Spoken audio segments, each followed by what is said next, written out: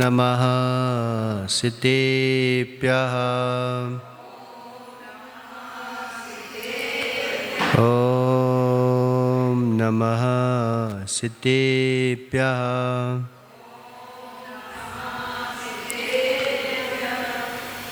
यस्यं स्वभावाप्तिरभावे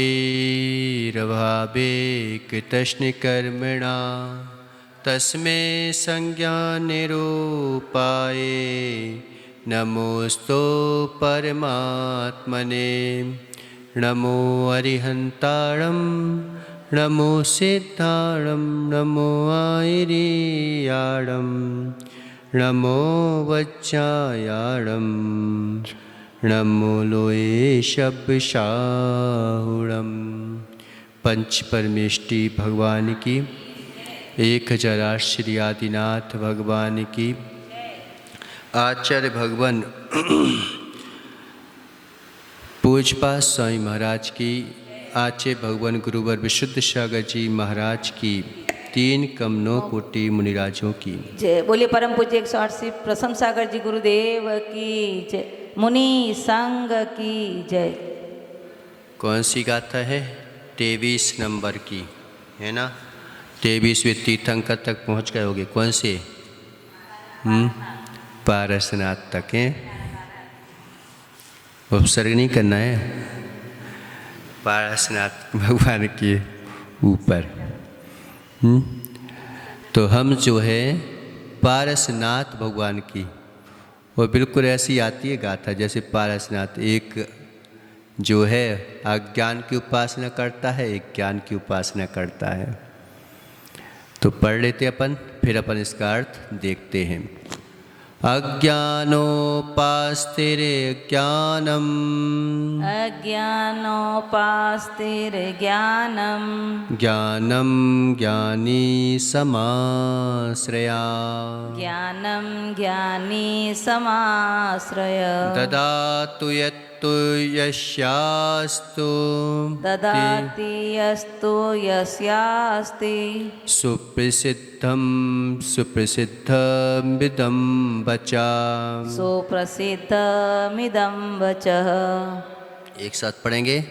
अज्ञानोपास्तिरज्ञानं ज्ञानं ज्ञानी समाश्रया ददातु यत्तो यस्यास्ति सुप्रसिद्धमिदं वचा।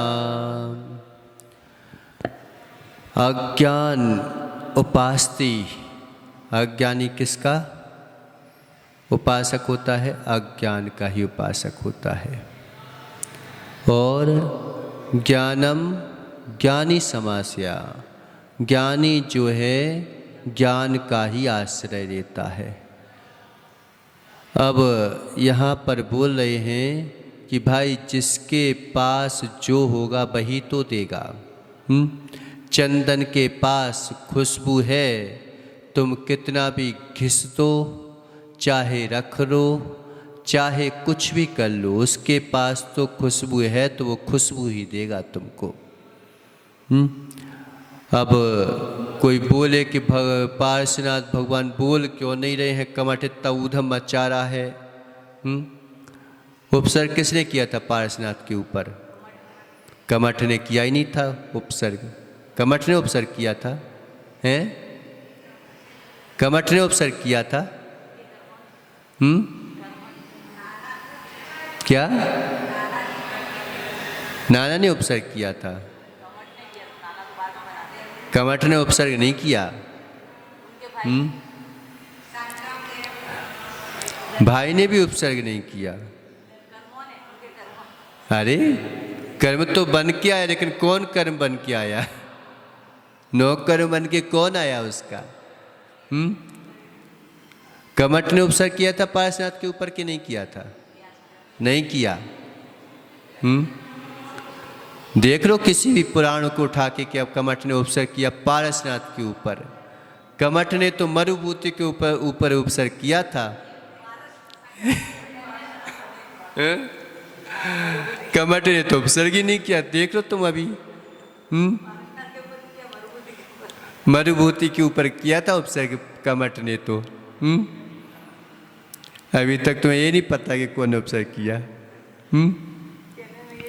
तो अब जो है व्यवहार में जो शुरू से चला आया तो वहीं से बोल देते हैं कि कमठ ने उपसर्ग किया।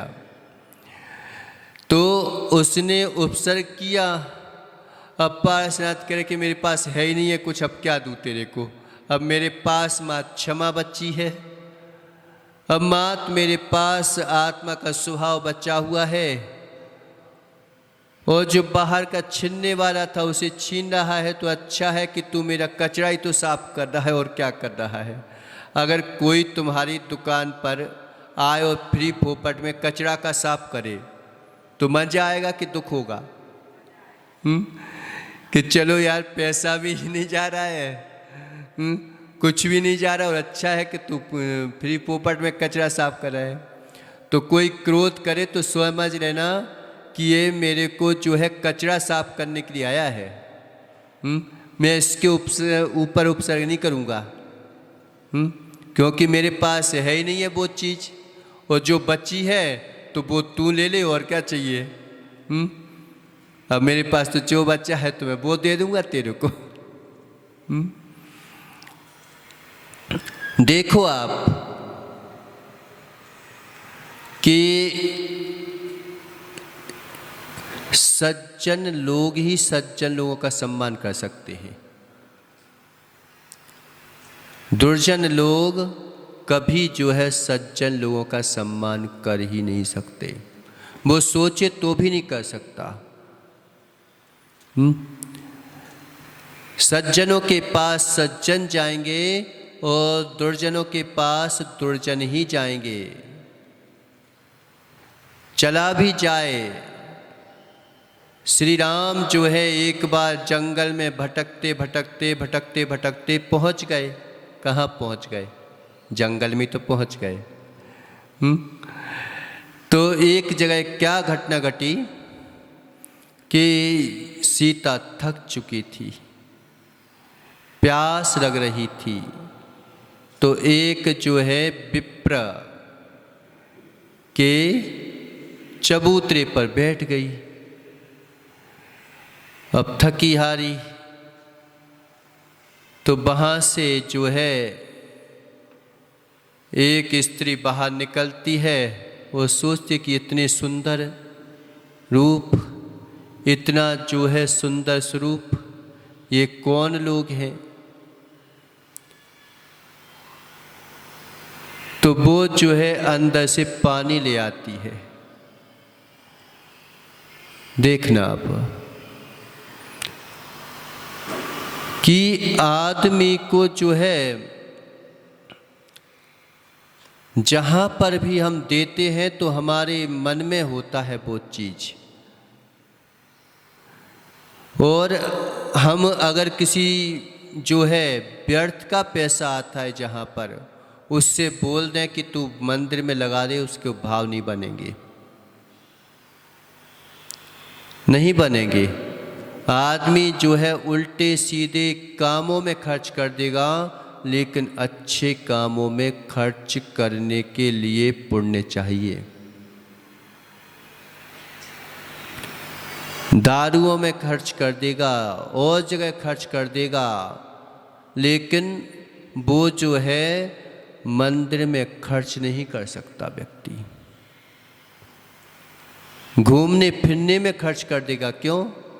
क्या करें बेचारे, अज्ञानोपास्त्र ज्ञानम, यानी अज्ञान की उपासना की भाव चल रहे हैं कि चलो भाई बाजार में जाके जो है रस मलाई खाऊंगा, पिज्जा खाऊंगा, यही भाव चलेंगे उसके। ये नहीं चलेंगे कि जो है जाकर के और मंदिर में 10 रुपये डाल दें। 10 रुपये के भाव नहीं बनेंगे। कई बच्चे होते हैं पता कहाँ, सागर में। तो सागर में मंगलगिरी में बहुत ऊंची मूर्ति रखी जा रही थी एक बार। तो वो भरत की मूर्ति रखी गई, वो पता किसने रखवाई है आपको? एक छोटे से बालक ने रखवाई है। वो कहता है कि मुझे जो है पिताजी, मुझे ना केक चाहिए, ना मुझे किसी को पार्टी देना है, आप तो जो है इस पैसे का प्रयोग जो है भगवान को स्थापित करने में लगा दो, मेरे को जितना पैसा लगाना हो। छोटा सा बालक था, अब तो बड़ा हो गया। छोटा सा बालक कि मुझे तो पंच कल्याणक करवाना है, मुझे तो जो है भगवान की मूर्ति स्थापित करवाना है। क्यों ऐसे परिणाम हुए कि जिसकी भवितव्यता निकट है वो यही परिणाम करेगा, और जिसकी भवितव्यता अभी निकट नहीं है, दूर है, वो दूर ही भगेगा।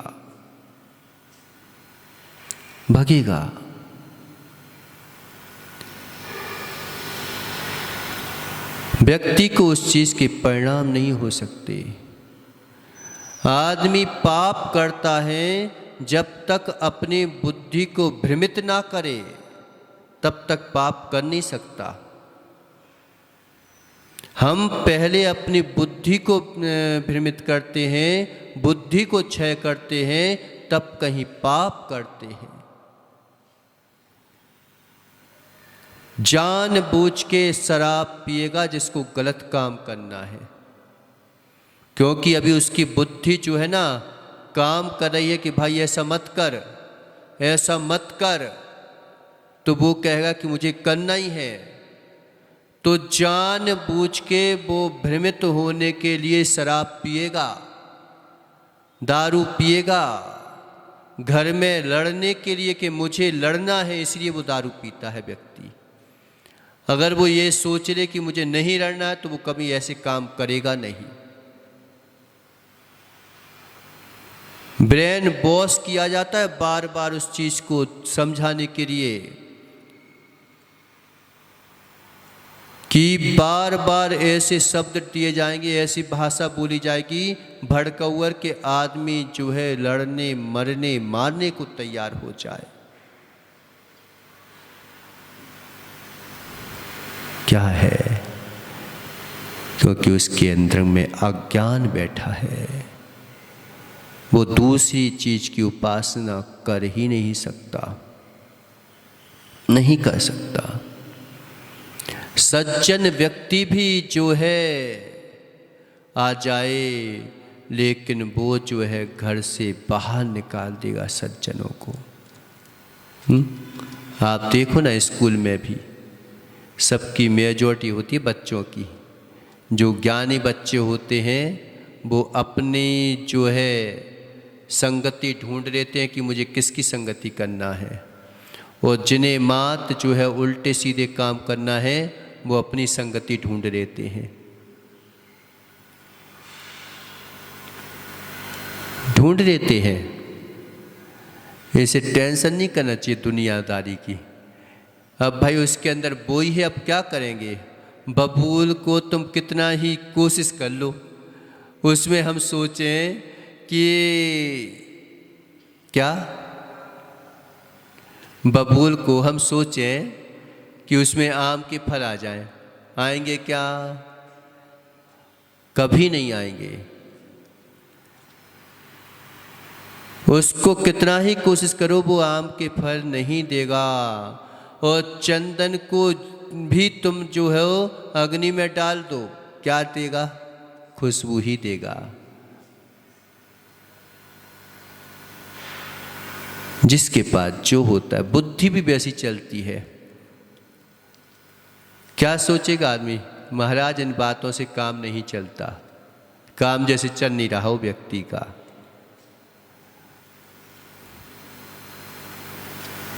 नहीं चलता क्या काम? दुनिया में काम बंद हो जाएगा क्या? जो सिद्ध भगवान हो गए, अरहंत भगवान हो गए, अब वो संसार से पार हो गए, तो क्या काम बंद हो गया सब दुनियादारी का?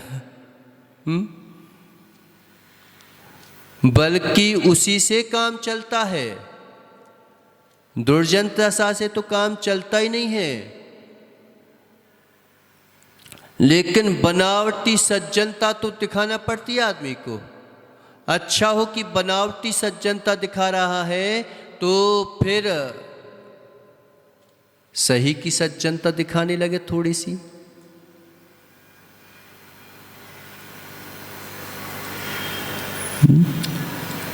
कौन क्रोध कसाय को मंजूर कर लेता है बताओ? कौन कर लेता है मंजूर? कोई करता है? कोई नहीं करता। लेकिन सब जो है उसी को करते हैं। वो सोचता है कि मेरा काम निकल गया, सामने वाला काम नहीं निकला। काम निकल गया, तेरा जो है आत्म विशुद्धि का काम निकल गया।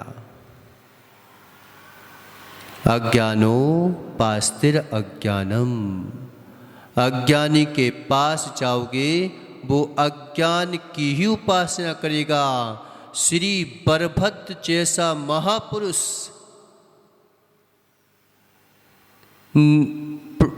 कौन? नारायण जैसा जीव और सीता जैसी सती स्त्री जिसके द्वार पर खड़ी थी, पत्नी ने तो पानी पिलाया, लेकिन वह आया और क्या बोलता है कि बाहर करो इनको। किसी को ही पानी देने लगती है, अपनी पत्नी को ही मारने लगता है। सज्जन का सामना दुर्जन कर नहीं सकता, निश्चित मानो, नहीं कर सकता। भगवान के समूह शरण में हर कोई पहुंच नहीं सकता। अच्छे स्थानों पर जाने के लिए बहुत पुरुषार्थ करना पड़ता है। हर कोई जो है जिसने नरक गति का बंद कर लिया वो भगवान के द्वारे नहीं आ सकता। वेश्यालय चला जाएगा, उल्टे सीधे काम करने चला जाएगा, लेकिन भगवान के द्वारे पर नहीं आ पाएगा। फिल्म देखने चला जाएगा, गप्पे लड़ाने चला जाएगा, लेकिन जो है जिनवाणी सुनने के लिए समय नहीं मिलेगा। नहीं मिलेगा उसके पास समय।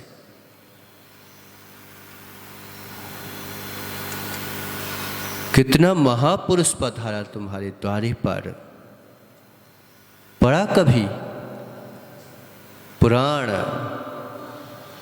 कि एक क्षण पहले वो जो है और क्रोध कर रहा है,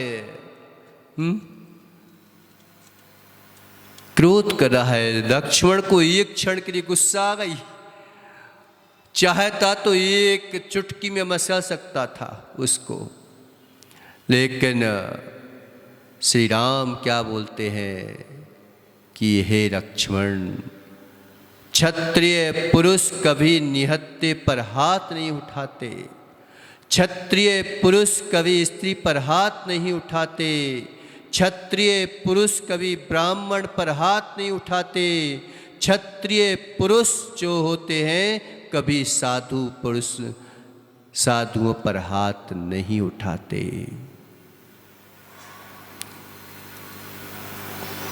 क्या तुम इतने छोटे के ऊपर हाथ उठा रहे हो? चलो, लेकिन सज्जन की उपासना करना मुश्किल पड़ जाता है, हर कोई नहीं कर सकता। दुर्जन की उपासना करते रहेंगे, स्त्रियों के पैर दबाने वाले मिल जाएंगे, लेकिन महाराज की बैया वृत्ति का समय नहीं मिलेगा। ऐसे लोग होंगे दुनिया में, नहीं होते हैं। सुबह से शाम तक उनकी गुलामी करते रहेंगे, लेकिन मालूम चला कि महाराज की बैया वृत्ति का समय नहीं मिलेगा आदमी को। अज्ञानोपास्तिर्ज्ञानम। कि महाराज जी कहाँ से बोलते रहते हो, अब देखते रहते हो तो बोलते रहते हो, उसमें क्या है? अज्ञानो उपास्ति ज्ञानम। अज्ञानी की ही उपासना करेगा, वो उपासना ज्ञानी की कर नहीं पाएगा। अगर अज्ञानी यहाँ पे आके भी बैठ जाए ना, तो पता क्या सुनेगा? अरे आज ये क्या सुना रहे हैं। वो यहाँ वहाँ देखेगा। स्कूल में भी कई बच्चे होते ना, तो क्या करते हैं, जिसे भगना होता है तो वो सोचते हैं अरे आज ये टीचर पढ़ा रहे हैं, वो थोड़ा देख लेगा टीचर को तो थोड़ा सा देख लेगा, लेकिन दूसरा दोस्त बाहर खड़ा होगा, सीटी मार रहा होगा, तो बार बार यही सोचेगा कि आज ये कैसे टीचर जो है पीछे देखे और हम भागे। नहीं होता? होता ही है। उपासना करने के भाव नहीं बन सकते, नहीं बन सकते।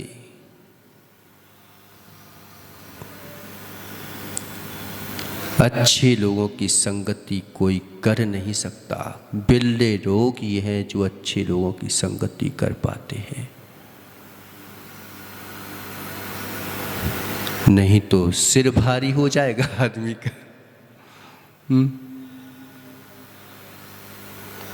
बुरे लोग कई अच्छे लोगों के पास आ गए ना, तो उनका सिर भारी होने लगता है। क्यों? क्योंकि भूमिका नहीं बनी ना, तैयारी नहीं है ना उनकी। पहले आदमी की तैयारी बनती है, सम्यक दर्शन पहले होता है कि सम्यक ज्ञान पहले होता है? सम्यक दर्शन पहले होता है। लेकिन पता, आचार्य भगवान कुंद स्वामी ने ज्ञान को पहले रखा कि पहले ज्ञान होता है और ज्ञान से उसकी भूमिका तैयार होती है, फिर सम्यक दर्शन होता है और सम्यक दर्शन होते ही साथ सम्यक ज्ञान हो जाता है। भाव बनते हैं उसके कि यार कुछ ना कुछ तो अपन सत्य की ओर चलें, देखें, जाने उस चीज को। फिर वो श्रद्धा तैयार करता है अपनी।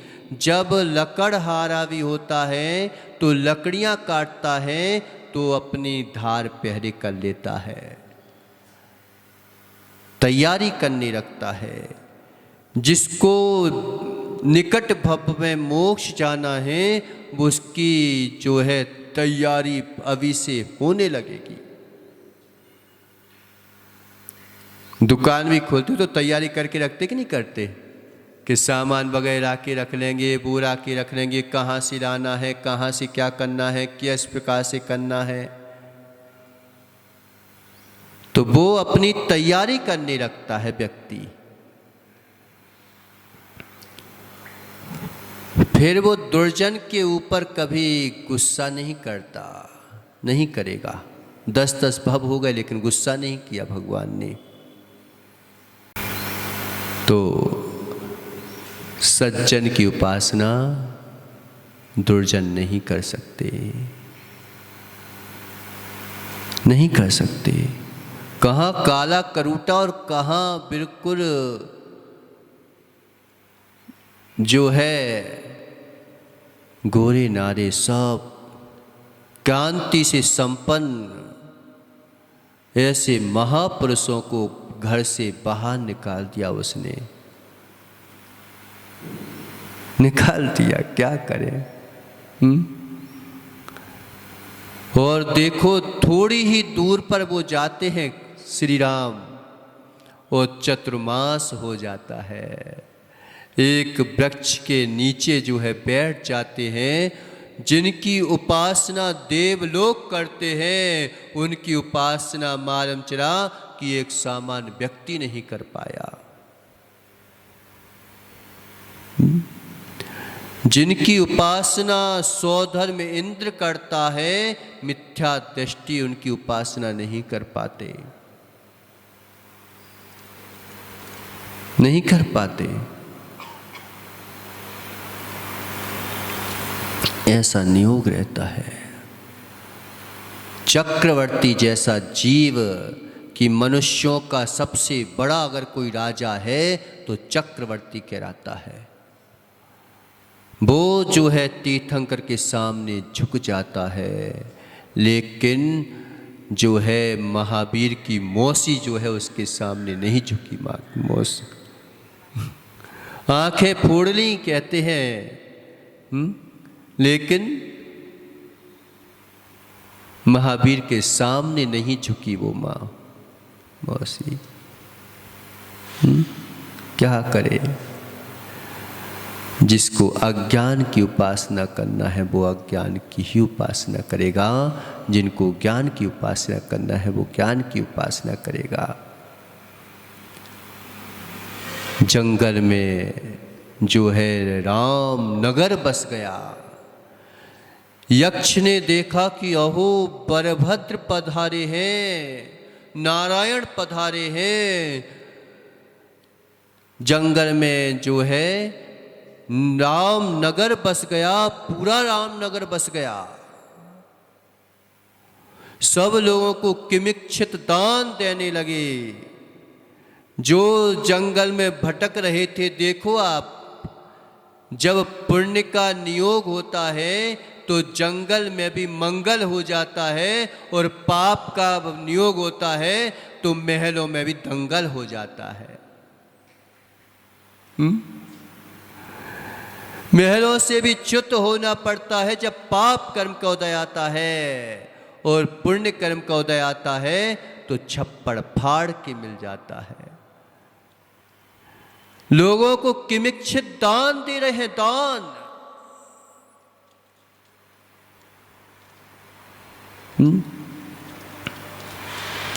कमाने से मिलता है, कमाने से नहीं मिलता, योग्यता से मिलता है। वहां पर नगर बसाया, किमिच्छित दान दिया जा रहा है पूरे नगर में। सब लोग जा रहे हैं, और वो जो है विप्र की पत्नी बोलती है कि स्वामी कब तक जो है ये रकड़ियाँ ढोते रहोगे? हमने सुना है कि यहाँ पर कोई राम नगर बसा है, वहाँ पर सबको किमिच्छित दान दिया जा रहा है।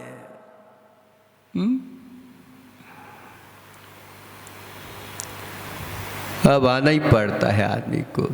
थोड़ा सहन कर लो, थोड़ा धैर्य रख लो बस। सबके दिन एक से नहीं होते। फिर जाता है वह, और जैसे ही जो है उसमें प्रवेश करता है रामनगर में, वो सबसे पहले किसको देखता है? किसको देखता है? कहीं देखा है? ऐसे लोग जल्दी मिल जाते हैं कि कहीं देखा है इसको। जो घटना से घटित होते हैं उनको देखने में लगता है, फिर याद करने लगते हैं कहीं देखा है। तो राम लक्ष्मण देखते हैं कि यार इसको तो कहीं देखा है मैंने। अब वो भी देखता है, अरे यार इनको तो मैंने। अब वो जैसे ही अंदर घुसने को होता है, चुपके से भागने की कोशिश करता है कि कहीं मेरे को पकड़ ना लिया जाए। बिहार में मैंने तो इनको घर से भगाया था। तो राम कहते हैं कि भाई उसको भगने मत, तो पकड़ के रहो। अब वो दुर्जन का दिमाग दुर्जन जैसा, सज्जन का दिमाग सज्जन जैसा। अब वो सोच रहा है कि मैंने इनको घर से बाहर निकाला तो ये तो फांसी चढ़ा देंगे। उसका दिमाग भी वैसे चलेगा। वो जो है सज्जन के बारे में ऐसी सोचेगा कि ये तो मेरे को फांसी चढ़ा देंगे। अब लक्ष्मण पकड़ते हैं और श्री राम के पास जाते हैं। देखो सज्जन जीवों की उदारता, महापुरुषों की उदारता, कि जिसने भगा दिया उसी को सबसे ज्यादा दे दिया। कि ले सब ले जा, टेंशन मत कर, तुझे और चाहिए तो बता। लेकिन आज के बाद कभी तुम्हारे घर में अतिथि पधार जाएं तो कभी जो है अपमान मत कर देना।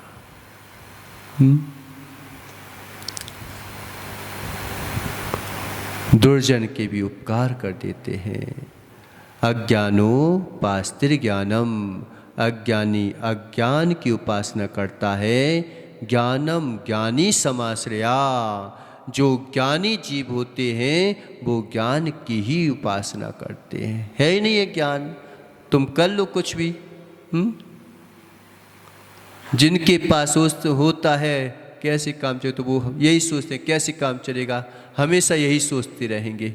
एक भव नहीं कई भव निकल जाएंगे, वो यही सोचते रहेंगे कैसे काम चलेगा। और ज्ञानी सोचेगा अरे सब काम व्यवस्थित तो चल रहा है, क्या टेंशन है। कोई ने मार भी दिया, क्या व्यवस्थित ही तो मारा है उसने। जिसको मरना था उसी को तो मारा है, मेरे को कहाँ मार पाया ये।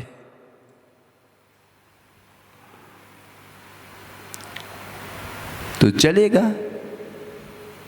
हर काम दुनिया में चलेगा। तुम अगर सोच लो कि नहीं चलेगा तो नहीं चलेगा, चलेगा तो चलेगा। ददातु यत्तु शास्ति, क्या तुमने जो है प्रसिद्धि नहीं सुनी क्या कि भाई जिसके पास जो होता है वही तो देगा। ददातु यत्तु शास्ति सुप्रसिद्धम मिदम बच्चा, ये तो जो है सुप्रसिद्ध है, दुनिया में सुप्रसिद्ध है, सब जानते हैं। एक जो है भेड़ चराने वाला भी जानता है कि ये तो सुप्रसिद्ध है, सब जानते हैं दुनिया में। अब इसको पूछने की क्या आवश्यकता है तुमको। इस प्रकार से आचार्य भगवान ने इसमें बताया कि अज्ञानी किसकी उपासना करेगा और ज्ञानी किसकी उपासना करेगा। इसे टेंशन मत करो। दुनिया में जब अज्ञान की उपासना हो रही हो तो भाई उसके पास उसी के वही तो था, उसके पास वही तो करेगा, और करेगा क्या। अब समझाने की भी व्यवस्था ज़्यादा मत सोचो कि ज़्यादा समझाया जाए। तत्व तो समझने के लिए है, समझाने के लिए नहीं है। तत्व दृष्टि थी समझने के लिए और हम लगे समझाने। समझाने के राग में ही हम ना समझ होने लगे, लेकिन ना समझ हो सके ना समझ भी नहीं हो सकता दुनिया में, क्योंकि जब आत्मा है तो फिर ना समझ कैसे हो जाएगी। आदमी अगर घोटाला भी करेगा तो समझ के करेगा कि ना समझ हो के करेगा। कहे मेरे को ज्ञान नहीं था, कोई कह देता ना ज्ञान नहीं था, तो तुझे कैसे पता चला कि ज्ञान नहीं था तेरे को। कोई जो है काली मिर्ची में क्या कौन से पपीते के बीज मिला रहा है,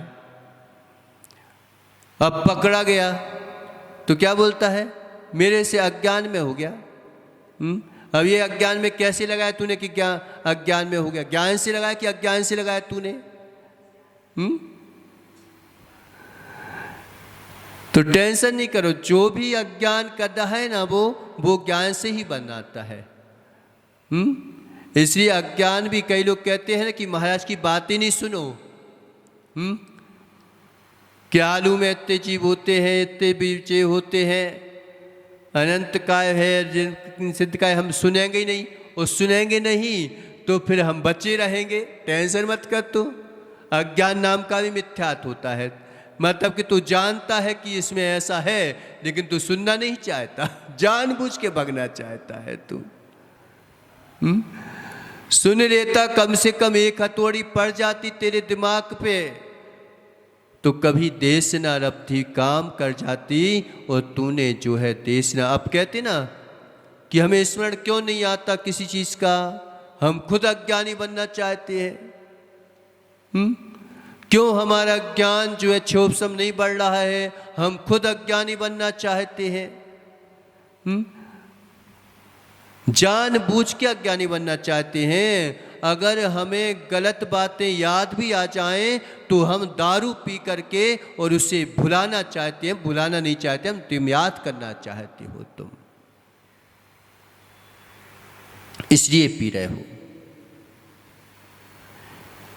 इसलिए यहाँ पे नहीं चलेगा कि मुझसे जो है धोखे से हो गया।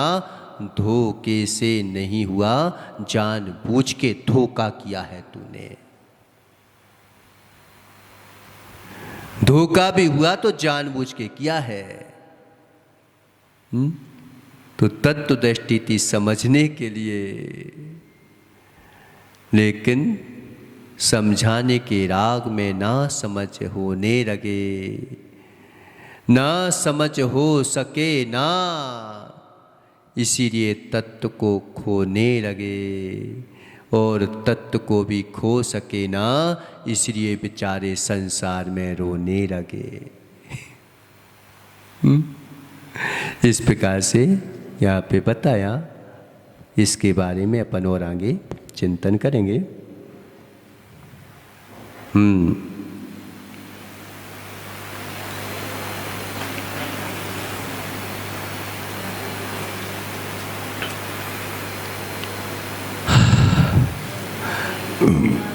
घंटा के स्थान पे तबला आदि क्यों नहीं बजा सकते?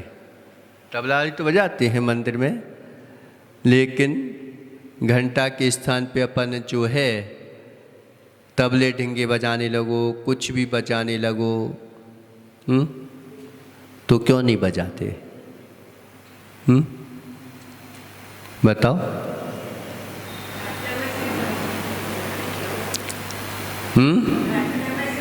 खड़े होके बताओ, हमें सुनाई नहीं देता ज़्यादा।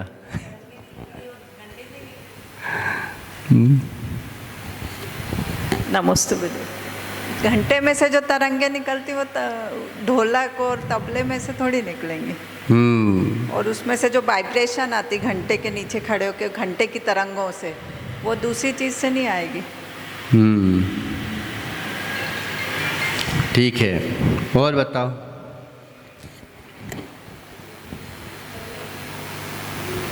सही बताया है, ये भी सही है। तो घंटा जो है बजाने से हैं, वो तो हम क्या है ना कि कई बार ऐसा होता है कि कोई भी आवाज़ सुनेंगे ना, हम जिससे भरे होते हैं तो उस चीज़ को सुनाई देती है ना, ऐसा लगता है। तो इसमें ये रहता ही है कि जो टन टन की आवाज़ आती है वो घंटा काय का होता है? पीतल का होता है। और पीतल में ऐसा जो है आकर्षण होते, वो धातु ही ऐसी है कि उसमें अगर कोई चीज़ टकराए और उससे जो है लय बनती है और उसकी तरंगें अपने आप निकलने लगती हैं। हर चीज़ की तरंगें एक जैसी नहीं होती। उसकी तरंगें जो है अपन जो पूजा भक्ति आराधना करते हैं वो ग्रहण कर लेता है, और ग्रहण करके फिर हम जो बजाते हैं तो उसमें जो है तरंगें जैसी जाती हैं तो उसके नीचे खड़े होके, और कितनी बार बजाना चाहिए घंटा? 3 बार बजाना चाहिए, है ना। अब तो सब समझ जाओ कि तो 3 बार बजाने से उसके बाद फिर शांति से वेदन करना चाहिए।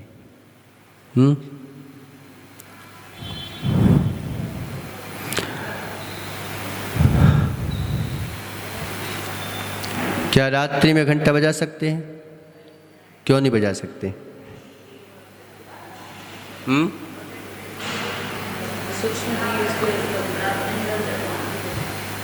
रात्रि में आओ,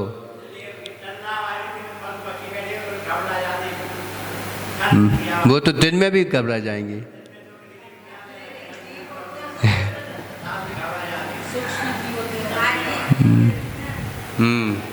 और बताओ। अच्छा, उनसे तो और ज़्यादा घबराएंगे हैं।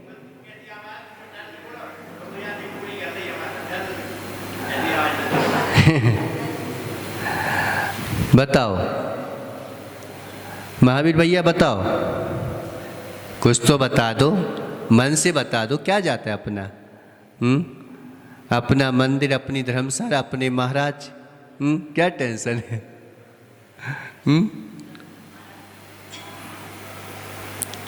कौन बताएगा और?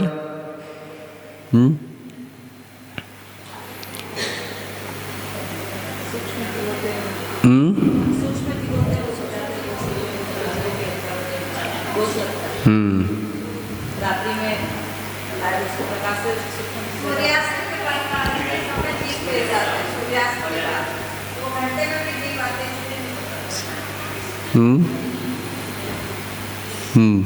फिर भक्ति वगैरह करते हैं तो?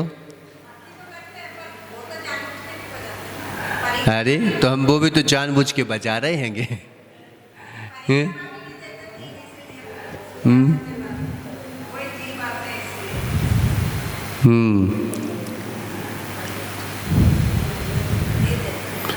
यहाँ पर जो है द्रव्य क्षेत्र काल भाव की अपेक्षा से प्रमाद जन अवस्थाएं उसमें उत्पन्न हो जाती हैं, और प्रमाद जन अवस्था के कारण जो है हम अगर व्यवस्था कर देंगे उसकी, तो वो तो हम एक आध बार बजाते हैं और इसकी व्यवस्था हम रोज करते रहेंगे।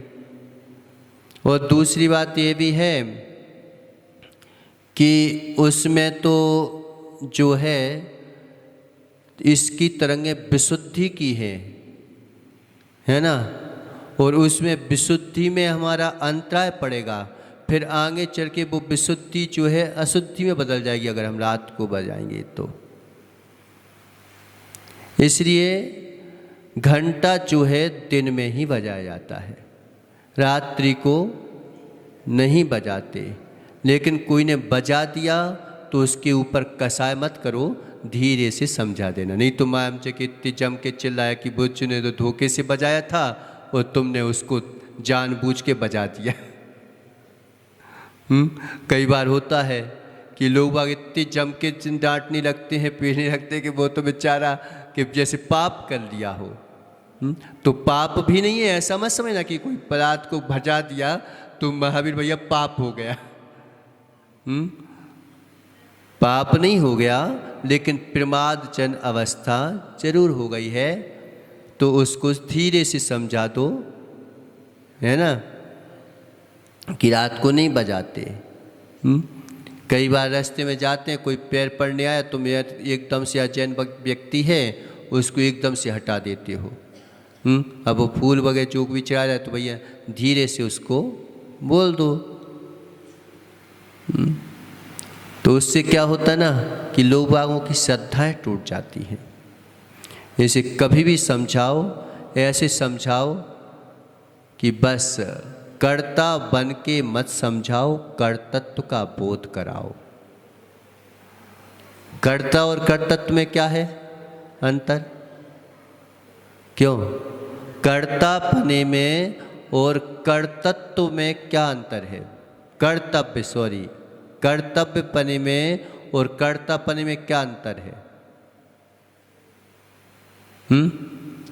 कर्ता किसी कहते हो, कर्तव्य किसी कहते हैं?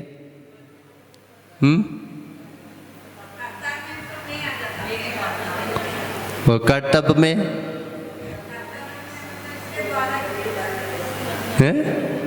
इसके द्वारा उसके द्वारा क्या होता है? हम ही तो कर्तव्य करते हैं।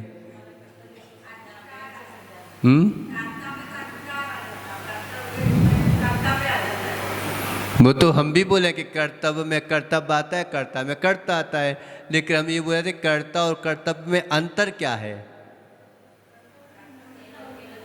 क्या बोली माँ? कर्ता में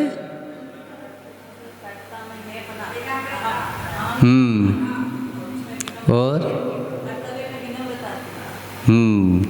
सही बताया। और बताओ।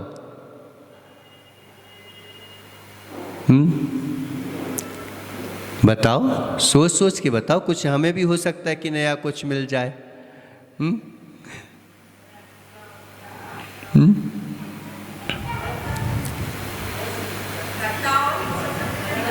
कर्तव्य।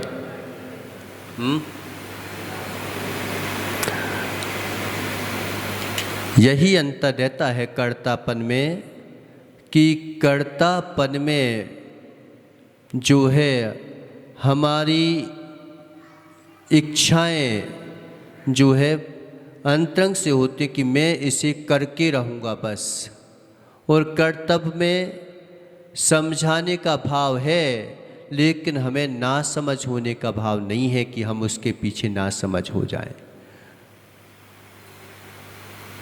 जैसे आप देखो कि अगर कर्तापन से कोई व्यक्ति नदी में डूब रहा था और तुमने बचा लिया महावीर भैया, अब तुम बार बार मैं ना होता तो तू मर जाता, देख मैंने उस दिन बचाया था, अब हर जगह जा कर के और तुम जो हो उसको धोने लगो कि मैंने देख तेरे को बचाया था, मैंने देख तेरे को बचाया था। अब वो मान के कहता है कि इससे अच्छा तो मर ही जाता, वो अच्छा था, तूने बचाया क्यों? और कर्तव्य में क्या होता है कि मैंने क्या किया? मैंने क्या किया? मेरे को आता था, मैंने हाथ पे फैलाए, मैंने तो अपना फर्ज निभाया था बस। मैंने तो ट्राई किया था कि मैं तैरना जानता हूँ, तो मैंने जो है प्रयोग करके देख लिया कि बाजाए भैया उसके आयु कर्म था तेरा तो तू बच गया, मैंने क्या बचाया? नहीं तो कितने लोग मर जाते, कोई बचाता है क्या? तेरा ही तो आयु कर्म था, तेरा ही तो जो पुण्य कर्म था, मैं तो मात्र निमित्त बना हूं, मैंने कुछ किया ही नहीं है उसमें। तो उसमें ना करने के भाव होते हैं, इसमें करने के भाव होते हैं। कर्तव्य में करने के बावजूद भी ना करने के भाव छुपे हैं, और कर्ता में नहीं करने के बावजूद भी कर्ता करने के भाव चुके हैं। नहीं भी कर पाया तो भी जो है ऐसी भाव होता है कि मैं कर देता। कई बार होता है ना टीवी वगैरह में कि कैसे कर्ता बन जाते हैं, कब एक बॉल उठा के फेंक ना पाए, और भाव क्या करता व्यक्ति, मैं होता तो पूरा जो है इंडिया पार कर जाता, ऐसी बॉल में छक्का मारता। अब क्या है ये कि कर कुछ नहीं पा रहा है, लेकिन कितना कर्तापन लाद लिया अपने ऊपर। तो ये अंतर रहता है। तो भगवान के लिए जो है भक्ति वगैरह में किसी को समझाओ तो कर्तव्य पने से समझाओ, कर्ता पने से ना समझाओ। समझ गए?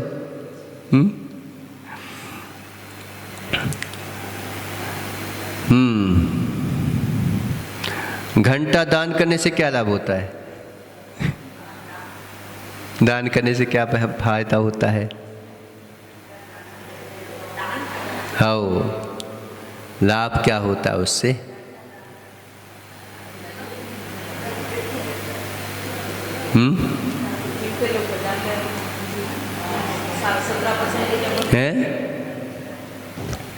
नमस्ते महाराज जी, जितने मंदिर में आते हैं सब बजाते हैं, उनका 17% पुण्य उसको मिलता है। अच्छा। धर्म करता तो लिया कि नहीं लिया तुमने 17%? अच्छा।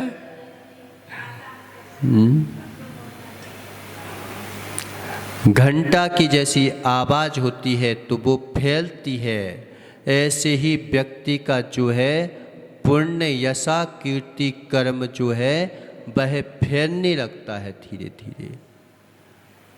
जो घंटे को जो है मंदिर में दान करता है, स्वर्ग में भी जाएगा तो स्वर्ग में भी उसके जो है उच्च जाति के स्वर्ग में चला जाएगा, वहाँ पर भी उसकी यशा कीर्ति जैसे घंटे से फैलती है, ऐसी उसकी यशा कीर्ति अच्छा वाला देव बनता है। इस प्रकार से यहाँ पे बताया अपन जो है कर परिक्रमा के बारे में चिंतन करेंगे। बोलिए आदिनाथ भगवान की।